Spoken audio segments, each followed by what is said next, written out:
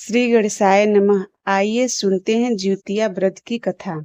इस साल ज्योत पुत्रिका यानी जिउतिया व्रत 14 सितंबर को रखा जाएगा। इस दिन भाद्रपद मास की अष्टमी तिथि है। इस व्रत में भगवान श्री गणेश, माता पार्वती और शिव जी की पूजा होती है। शाम के समय प्रदोष काल में भगवान शिव की पूजा कर कथा सुननी चाहिए। इस व्रत को लेकर दो कथाएं प्रचलित हैं, जिसमें एक सियारन की और दूसरी राजा जीमूतवाहन की कथा है। यहाँ हम नीचे दोनों कथाएं दे रहे हैं, जहाँ से आप इसे पढ़ सकते हैं।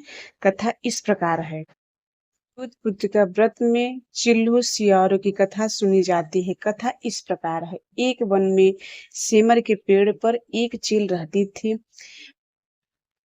पास की झाड़ी में एक सियारिन भी रहती थी। दोनों आपस में दोस्ती थी। चिल्लो सियारिन से इतना प्यार करती थी कि जो कुछ भी खाने को लेकर आती थी, जिसमें सियारिन के लिए जरूर देती। इस तरह दोनों हंसी खुशी दिन बिता रहे थे। एक बार वन के पास गांव में औरतें ज्योतिया पूजा की तैयारी कर रही थी। चिल्लो ने उसे बड़े ध्यान से देखा और अपने सखी सियारों को भी बताया। फिर दोनों सहेलियों के तब किया कि वे भी हम व्रत सियारों और चिल्लों की ज्योतिया का व्रत रखा। बड़ी निष्ठा और लगन से मंगल कामना करके पूरे दिन निर्जला कर व्रत रहे। मगर रात होते ही सियारन को भूख प्यास सताने लगी। जब बर्दाश्त न हुआ तो जंगल में जाकर उसने मांस और हड्डी पेट भर कर खाया। चिल्लों ने हड्डी चबाने की कड़कड़ की आवाज सुनी तो पूछा कि यह कैसी आवाज है। सियारन ने कह दिया, बहन, भूख के मारे पेट गुड़गुड़ा रहा था, यह उसी की आवाज है। लेकिन चिल्लों ने सियारन का झूठ पकड़ लिया। उसने सियारन को खूब लताड़ा कि जब व्रत नहीं हो सकता तो संकल्प क्यों लिया था। चिल्लो रात भर भूखे प्यासे रहकर व्रत पूरा किया। अगले अगले जन्म में दोनों मनुष्य रूप में राजकुमारी बनकर सभी बहनें हुई। सियारिन बड़ी बहन हुई और उसकी शादी एक राजकुमार से हुई। चिल्लो छोटी बहन हुई, उसकी शादी उसी राज्य में मंत्री पुत्र से हुई। बाद में दोनों राजा और मंत्री बने। सियारिन के जो भी बच्चे होते हैं मर जाते हैं, जबकि चिल्लो के बच्चे स्वस्थ और हड्डी कट्टे रहते। इससे उसे जलन होने लगी। उसने उन्हें मारने की सोची। उनका सिर कटवा कर डब्बे में बंद करा दिया, पर वह शीश मिठाई बन जाते और बच्चों का बाल तक बांका न होता। इस तरह सियारन की बहन के बच्चों और उसके पति को मारने की कोशिश विफल हो गई। आखिरकार दैव योग में उसे भूल का अभ्यास नहीं हुआ। उसने क्षमा मांगी और बहन के बताने पर जीवित पुत्र का व्रत विधि विधान से किया तो उसके पुत्र भी जीवित रहे। ते हैं राजकुमार की कहानी। गंधर्वों के राजकुमार का नाम जीमूतवाहन था। वे सभी के परोपकार करते थे। जीमूतवाहन के पिता ने जब उनको राजपाट सौंपा, लेकिन उनका मन राजपाट में नहीं लगता था।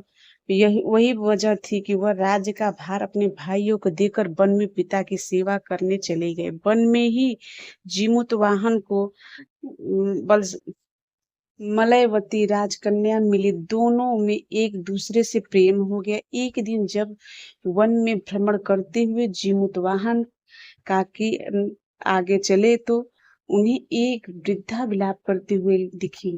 पूछने पर वृद्धा ने रोते हुए बताया, मैं नागवंश की स्त्री हूँ। मुझे एक ही पुत्र है, पर पक्षीराज गरुड़ के कोप से मुक्त दिलाने के लिए नागों में यह व्यवस्था की है।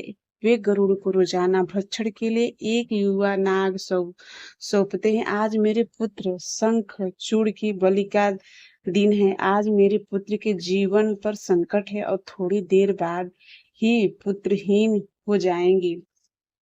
एक स्त्री के लिए इससे बड़ा दुख क्या होगा। इस उसके जीते ही उसका पुत्र न रहे।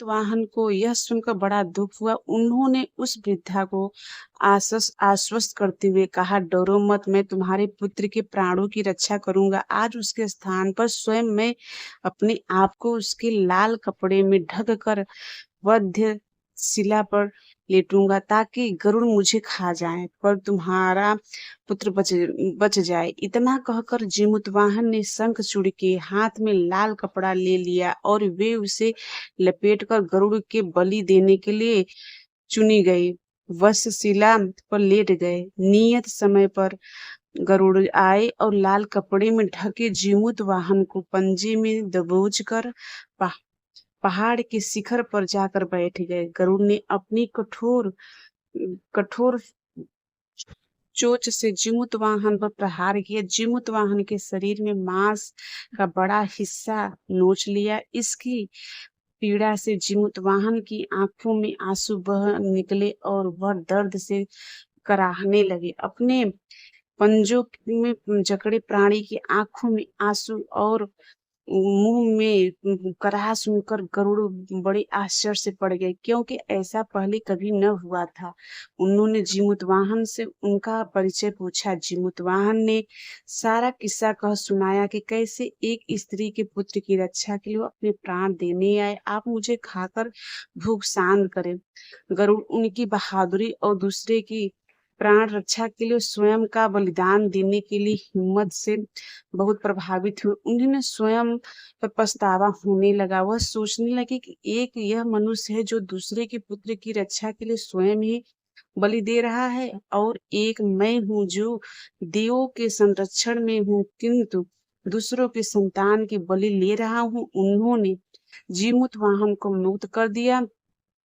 गरुड़ ने कहा, हे मनुष्य, तुम्हारी भावना और त्याग से बहुत प्रसन्न हूँ। मैंने तुम्हारे शरीर पर जो घाव किए हैं उसे ठीक कर देता हूँ। तुम अपनी प्रसन्नता के लिए मुझसे कोई वरदान मांग लो।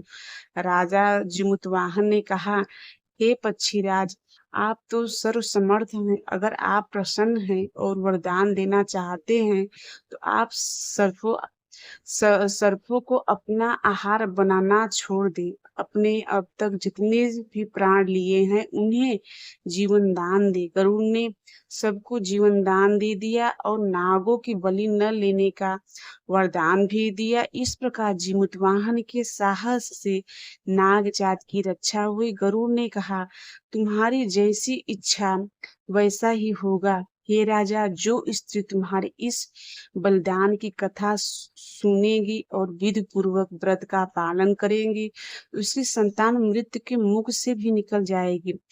तब से ही पुत्र की रक्षा के लिए हर साल भाद्रपद मास की अष्टमी पर जीमूतवाहन की पूजा शुरू हो गई। यह कथा कैलाश पर्वत पर भगवान शंकर ने माता पार्वती को सुनाई। जीवित पुत्रिका के दिन भगवान श्री गणेश, माता पार्वती और शिव जी की पूजा एवं ध्यान के बाद ऊपर बताई गई व्रत कथा भी सुननी चाहिए।